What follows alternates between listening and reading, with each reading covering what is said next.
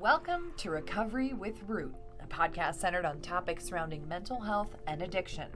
Through our Advanced Recovery Institute, a new entity of the Root Center for Advanced Recovery, we are committed to research and training to elevate clinical care. We hope you find this podcast informative, and most of all, we hope that it helps improve the lives of others.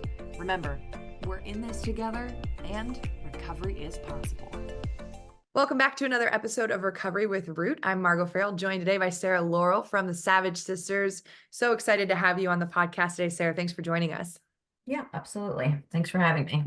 So, Sarah, you have an extensive history of helping those who struggle with mental health and addiction, and you've now created this amazing organization to really help people who are in the throes of addiction and suffering in the Kensington area of Philadelphia. So why don't you just start by telling us a little bit about your background and what it is that you do? Sure. So the background of Savage, or how I got into the work, All of it, wherever your story begins. Okay. I'm born and raised in Philly, and I got prescribed an opioid, which kind of led me down a path with substance use. And at the end, I'm not going to get into a big war story, but at the end of my substance use, I was unhoused in Kensington and using a multitude of substances. I experienced a trauma in 2017, and I was in a wheelchair. I somehow decided that I was going to try and enter into this recovery journey. And I had two of my two female friends with me, and we started Savage Sisters together. I did not intend on doing this work. It was not a goal or the mission. It was very organic. Since then, we now have 11 houses. All of our houses offer free trauma therapy, kickboxing, yoga, and Reiki to all of our residents. They get to choose their modality of healing that they want. And we have a drop-in center in Kensington where we offer showers and wound care to our friends experiencing homelessness and substance use. We do street-based outreaches, and we do nationwide trainings on drug trends, harm reduction, and specifically xylazine. And, when speaking with Dr. Jerry Lynn Utter a couple of weeks ago, and she mentioned a little bit about the work that you do, we know that this is a problem that is, obviously impacting Philly, but impacting folks across the country and even the world. For you to have such a success story coming from a past where, you know what it's like firsthand, to now being able to show folks that you made it to the other side and that it is possible, recovery is possible. How does that feel for you in terms of, where you started and where you are now? Uh, how does that feel? I don't know that I can identify that feeling. It's for me, it just helps me to be relatable with my friends, no matter where they are in their journey. And I think it's just a testament specifically for women. And obviously we house both men and women. We serve both men and women. But for me, when I interact with women on a regular basis, I think that there's a lot more mental and emotional nuances that go into getting into recovery or surviving out on the street or feeling connected, and being able to talk with them about that and knowing what I've been through and being able to use those experiences to relate to them and help them to feel seen and heard. That really adds value to my life. And then to get to see them do the same thing, because a lot of people come in and they don't think that they can do it. It just, the experiences that I've had have made it so that I can be of service to other human beings in a way that I honestly didn't think I ever wanted to. It's a pretty cool feeling, I guess. Oh, it definitely, in all that I've seen of your work, you can tell it is a calling and a passion for you. Do you think that the work that you do, being exposed to some of the things that you may have done in the past, does that strengthen your recovery? Are there ever any struggles that you combat yourself, as someone in recovery? How do you juggle both sides now? I don't think it's difficult to be in recovery now, because it's like regular for me. I've done a lot of work. I was in therapy for years, and so I had to like address a lot of my own trauma, and I still have to, with my therapist, talk about how to communicate properly and like how to navigate certain things. And self-care is something that I'm always trying to continuously remind myself that is not self-indulgent. It's actually important. But I get a question a lot of the times that I speak with people. They want to know how I could, be in recovery and have been unhoused in Kensington and gone through all this trauma and serve here because I live in Kensington and I work in Kensington. There's no going home for me, it's always right there for me. And I always, pause for a minute and just remember that my life is still completely surrounded by drugs and alcohol and trauma. It's just a completely different perspective. And I don't know how that changed. I don't know. I couldn't give you an aha moment where it just clicked in me. It just happened over time, and I'm okay with it. I'm comfortable with it. I'm here with a purpose. And my purpose is to advocate for my friends and to serve them in the most effective way possible, with keeping their needs in mind. The housing's a completely different aspect, and that's like a beautiful piece of it, but it's not difficult for me to be in recovery and be in this energy space because I understand it so thoroughly and deeply. And I have no desire to go back to it because I've experienced it. Um, it's not there is not like tempting for me. I get it. I understand why people do it, but been there, done that, keep it moving, pimpin'. I'm good. No, I think it's encouraging that you note that though, because I think there might be people out there who see that and can't fathom a world where they could potentially go back to a situation like that to be helpful. I speak with a lot of our clients who say they want to become recovery coaches and things like that. And a concern for them is, getting to a place where they feel that they're able to, I'll use your word, they're not going to be tempted or put in a situation where they think back to the days past. And I think, obviously the work that you do probably goes a long way when you have someone who can actually connect and say, I've been there, I've been in your shoes. And a big part of what you do is harm reduction. And I know you guys have handed out thousands and thousands of boxes of Narcan and all sorts of, safety kits and things like that. Talk a little bit about the harm reduction approach. We actually have some folks who come and do a harm reduction day on Friday mornings at one of our clinics. And unfortunately for some folks, they find that to be, some people will use the word you're enabling or you're helping. And it's really, there's a much different crux to harm reduction. There's a much bigger value to it. Speak to the person who thinks that way and why this is so important and so necessary.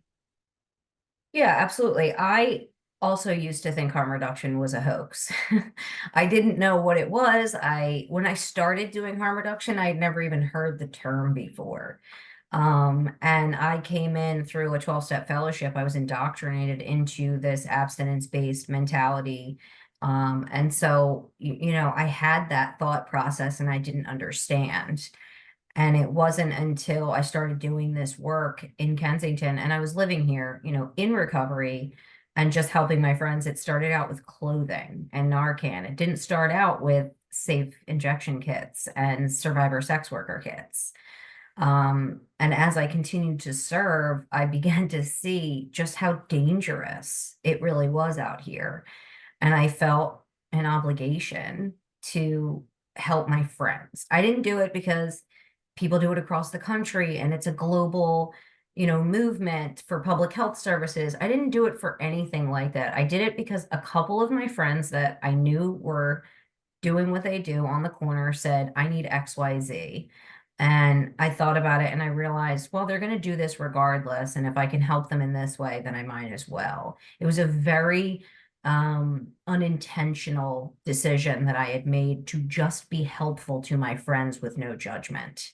And as I continued to do that, I learned more about harm reduction. I learned about the evidence behind it, about STIs. I learned about the dangers that my friends are putting themselves in when doing survivor sex work. And I thought logically about it.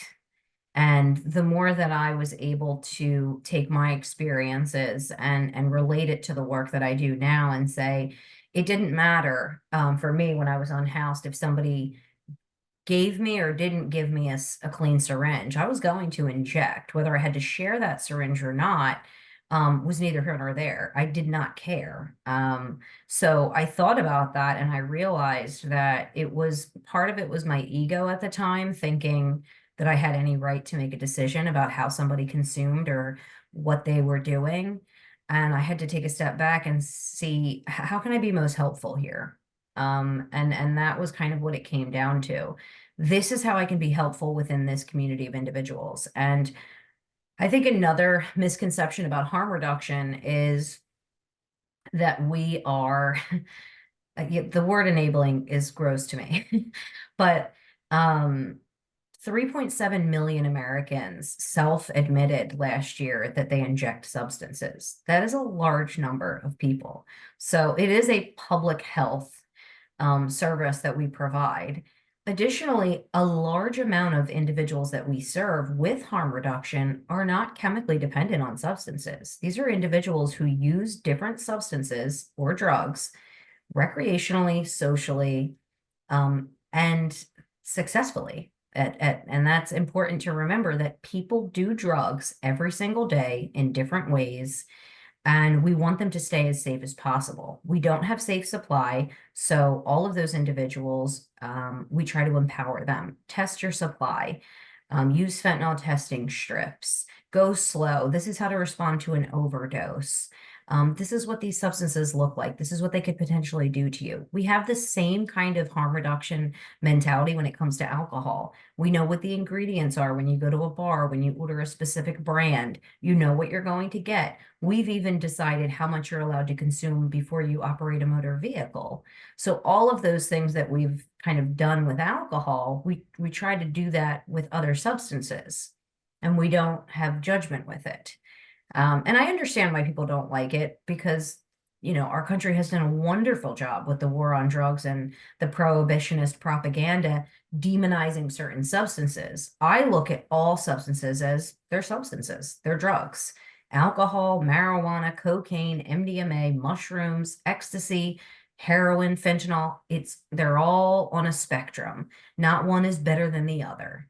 And we meet people with no judgment and we say, if you consume, this is how to do it as safely as possible. We love you. Please stay safe and always stay alive. What's the response that you get normally? 50-50, you know, and so half the people want to understand, you know, I would say the biggest barrier that we have within our communities is a lack of understanding and education. So being able to sit there and have an open dialogue about it is super important.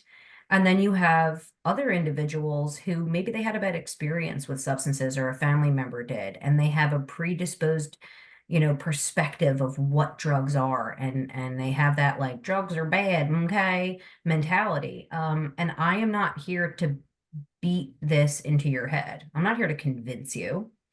It's not Santa Claus. I don't have to convince you that harm reduction exists or that it's real. It is real. It does exist. It will continue to exist whether you like it and support it or not. We will do this work. We will serve our friends and we will save lives doing it.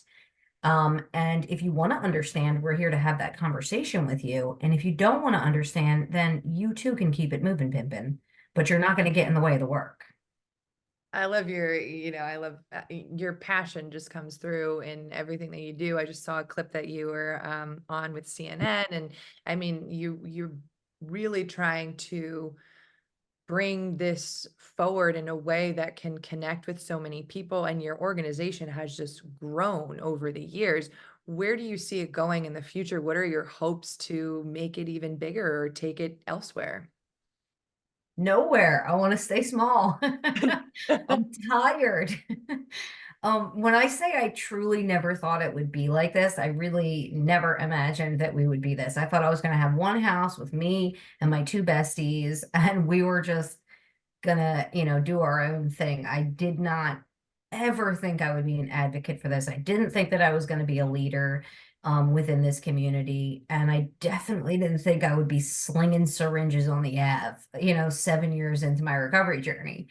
Um, I don't want any more houses. I want to stay. I really, being authentic about boots on the ground, the same people, talking to the same community and serving in a way that makes sense. You can't come to Philly and serve my friends the way I serve them because we're rough around the edges. We don't mess with other people. And I assume that other cities have that same vibe. So I feel like we lose touch with that work and we just want to be bigger. I'm good. I don't want to be bigger. I just want to serve my community better. Oh, I think that's a super interesting perspective because as you said, how do you relate with people if you're not from there, you're not, that's not an area you frequent, that's not an area you've been to, you don't know how things go. Um, how do you see, since you started to now, can you share there, I'm sure there are many, but are there any moments or breakthroughs that you've had where it just reaffirms from those tough days where you're like, wow, this was why I'm here. This is what I'm meant to do. Can you share anything that would, kind of show others that this is so much bigger than ourselves? Hmm. I don't know. Is my work so much bigger than myself? Because I feel like it's like me and my team are just out there doing what we can for Philly. Um, I think when I started this work, and I'm not sure if this answers your question, when I started this work, I had this naive idea, and I was like, yeah, we have all these problems going on. Trank's coming into the dope. I'm going to sit down with our city leaders. I had this, how they say, don't meet your heroes. I assumed that like people in charge would care. Um, and so I set up meetings with, government officials, city council, the department heads at Office of Homeless Services, Department of Health. And I was like, look, there's xylazine in the drug supply. This is what's happening to my friends. And like, we need help. And I went on this like campaign to like go before these individuals. And mind you, like, I don't have a formal education. I'm from the street too, kind of, like I'm a lady now, thank you, but I don't have a degree. What I have is what I've learned on the ground. And I was trying to use that to advocate for my friends. And I was very quickly shown that when I meet with people in suits and all those people that are in charge, that are, kind of the wheels behind the system, I was not met with actual compassion or understanding or any regard for those human beings. I was immediately shifted from my narrative of this is what we need to do, this is how we need to help, to why should we save them?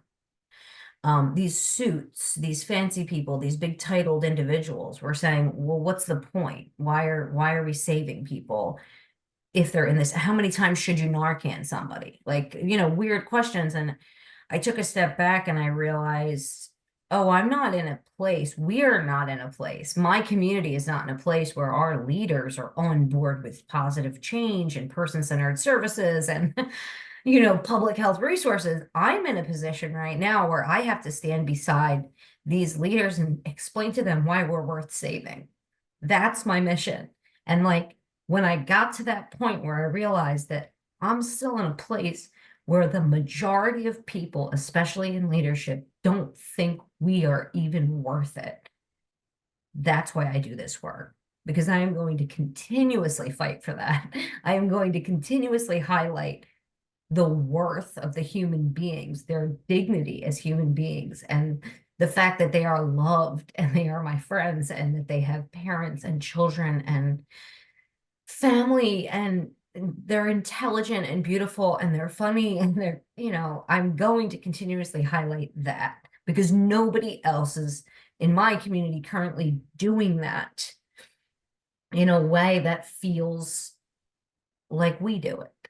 And so I don't think that my work is like grandiose or that it's making a huge change. But within my community, I feel like when we connect in the small way that we do in our little storefront, when I go before leadership, I think that I can bring the humanity back to the people that I love. And that's the big point for me. Like, because we can't ever get to a place where we have these public health resources. We can't ever get to a place where we're holding space for humanity if we can't even admit that these people are worth saving. And they're my people. So whether you agree, disagree, like it, love it, hate it, we're here, we're going to serve, and we're going to constantly invest in that like worthiness energy within our community and the people that we serve. Well, you touched on it, humanizing. These are humans we're talking about. And I think, what struck me the most about the area you're in is the way it's represented in the media. The term zombie, it's just, we have completely removed the human aspect. And I don't know, and I asked, I was talking with Dr. Jerry Lynn Utter, and I was like, how do we fix that? Like, where, can we fix that? Is that just a black and white thought that some people are going to see it that way? When did we get so far removed from seeing a person as a person? I would say it starts with you and it starts with me and it starts within our communities. The way that we interact with those individuals, the way that we talk to them, treat them, the way that we demand, and it's not going to happen federally. I feel like the wheels that happen federally, it takes too long. It happens on a day-to-day basis within your neighborhoods and your communities. It's the language that you use when you talk about people. It's the space that you hold for those individuals. It's whether or not you demand within your community that people be treated with dignity and respect. And it's not a joke. I refuse to watch those YouTube, those TikToks. I refuse to watch those videos that dehumanize individuals and exploit and create trauma porn about my friends and my neighborhood. I won't watch it. I won't like it, love it, comment that they're animal. I won't do any of that. I won't even engage in that kind of energy because it's so negative. And I will speak out against it. And I have had so many interviews in person where people are like, what do we call them? Do we call them people? Look, that use like people. Call them people. Like you don't have to label them just because you think they're doing drugs. Like you can just say person. And we have all these titles say substance use disorder, opioid use disorder, alcohol use disorder, person who uses drugs, person, human, friend. Like, why do we have to so often give such a negative, addict, like things like that? Just a human. It's just a human. It's someone's son. That's all.